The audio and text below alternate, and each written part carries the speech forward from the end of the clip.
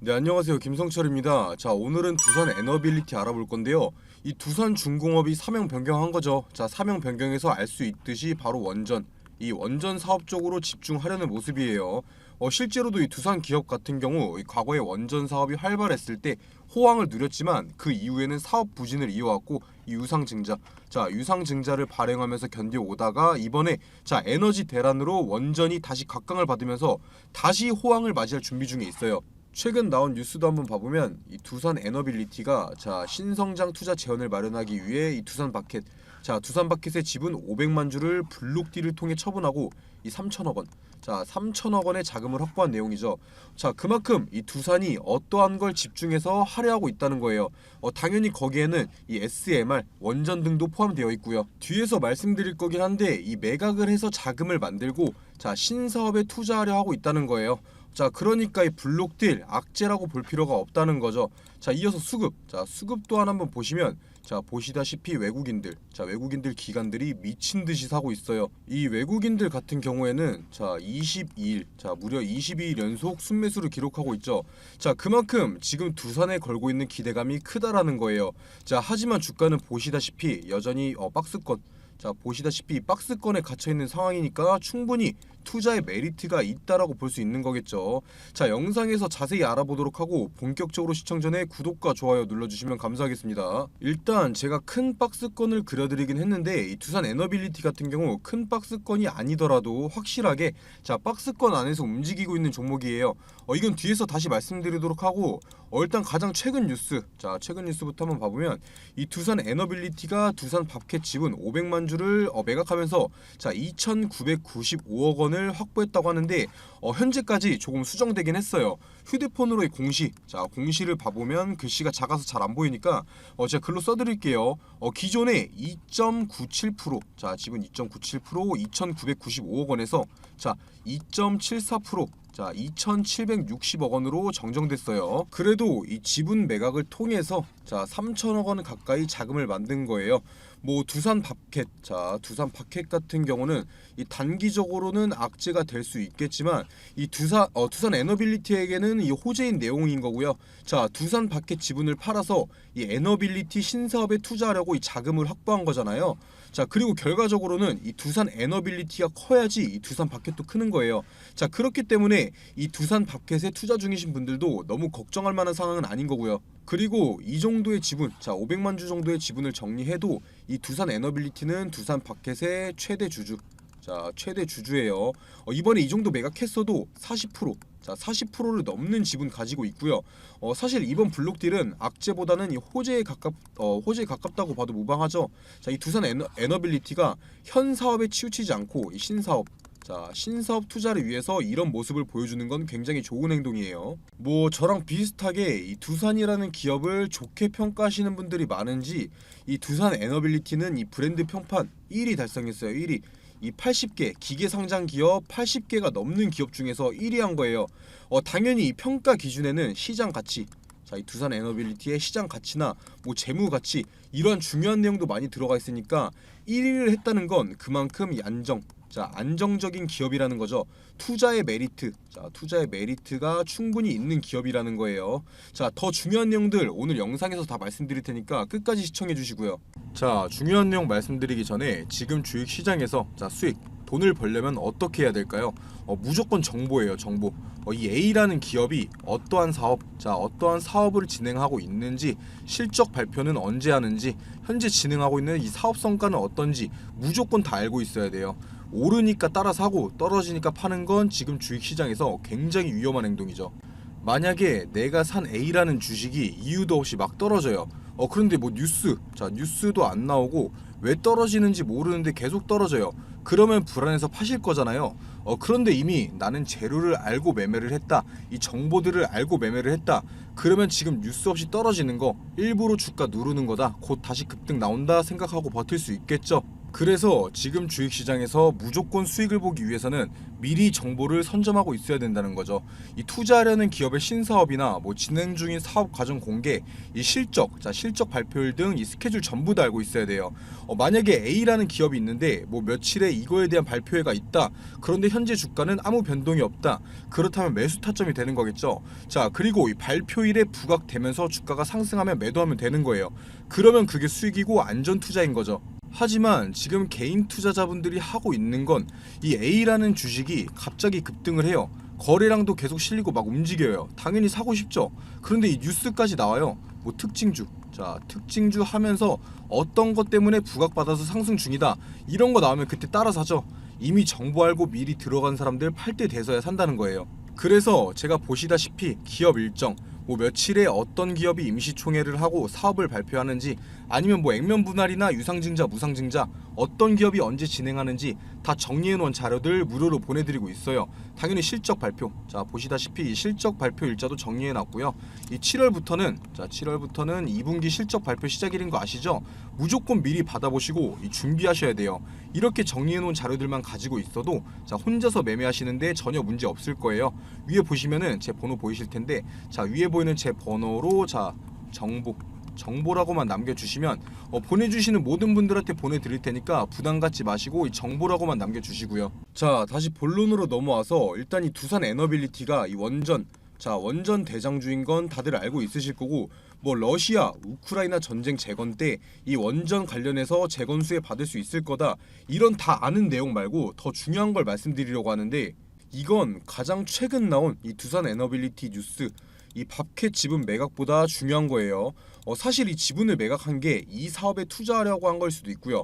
바로 이 두산이 LG 에너지 솔루션과 함께 이 폐배터리 사업에 대해서 협력을 하기로 한 내용이죠. 이거 굉장히 중요한 내용이에요. 이 전기차 시장은 앞으로 커져갈 수밖에 없죠. 미래에는 내연기관차 다 사라지고 뭐 전기차, 수소차 등 2차 전지 차들만 돌아다닐 거예요. 자, 그리고 전 세계적으로 이 환경 규제에 대한 문제가 커지면서 이 폐배터리라는 사업은 무조건 폭발적인 성장이 나올 수밖에 없어요. 그런데 이름만 알면 다 알만한 국내 대형 기업, 이 LG 에너지 솔루션, 두산이 손을 잡는다. 이건 엄청난 사업이라는 거예요. 이 LG 에너지 솔루션 같은 경우는 당연히 국내의 대표적인 배터리 기업이다 보니까 말할 것도 없고, 최근에는 이 중국의 기업과 합작법인을 설립하면서 이 배터리 광물 확보 사업에도 참여했고요. 여기에 더해서 LG화학과 함께 이 북미 최대 규모 폐배터리 업체인 라이사이클에도 지분을 투자했어요.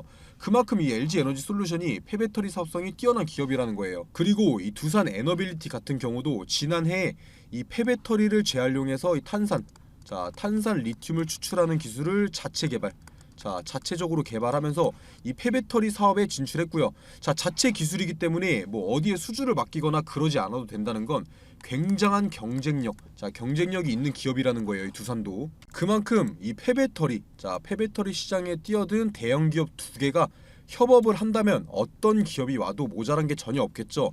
현재 국내 대표 배터리 기업, 뭐 LG 에너지 솔루션, 뭐 삼성 SDI, 뭐 SK온, 이 세 기업 모두가 폐배터리 사업에 뛰어들었는데 최고 기술력을 보유한 대기업 두 곳이 손을 잡으면 이 폐배터리 시장에서 주도권을 잡을 거라는 걸 예상할 수가 있어요.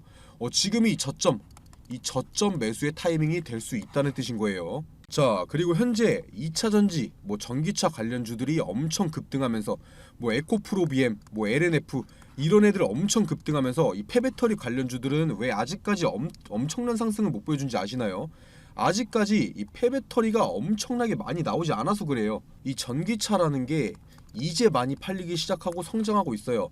이 전기차에 들어가는 배터리, 교체 주기가 5년 정도인데, 이제 뭐 내년 정도부터 해서 1세대 전기차부터 이 폐배터리 미친듯이 나올 거예요. 현재 유럽연합에서도 최근 배터리 핵심 원자재에 대해서 이 재활용 의무화에 나서면서 전 세계적으로 이 폐배터리 시장은 클 수밖에 없다는 거예요. 현재까지 이 세계적인 폐배터리 재활용 시장 규모가 7천억 원. 지금까지는 7천억 원인데 2030년에는 무려 12조 원까지 증가할 거라고 하고, 2050년에는 무려 600조 원까지 성장할 거라고 보고 있어요. 그게 바로 지금이 이 두산이나 뭐 LG 에너지 솔루션이나 이 폐배터리 관련주들이 이 저점일 수밖에 없는 이유인 거예요. 뭐 지금 당장이 이 폐배터리, 지금 당장에 폐배터리가 쏟아지는 시점이 아닌 만큼 뭐 당장에는 이 사업성, 당연히 지금 폐배터리 쏟아지는 게 아니니까 사업성은 떨어져요. 하지만 미래를 위해 투자하기에는 지금이 가장 적기라는 거예요. 안 그래도 제가 예전 영상부터 말씀드린 건데 지금 주식시장에서 투자할 거라면 이 폐배터리 섹터 꼭 보라고 말씀드렸어요. 어쩔 수 없이 클 수밖에 없는 사업이고 실패할 수가 없는 사업이에요.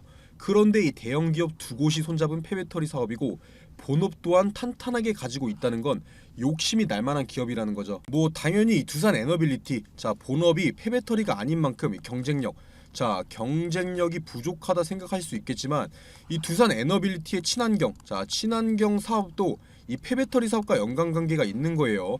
그리고 이 폐배터리에 대해서 자체 기술을 가지고 있는 게 관련주가 아니면 뭐겠어요. 하지만 여기서 아셔야 할 게 한 가지 있어요.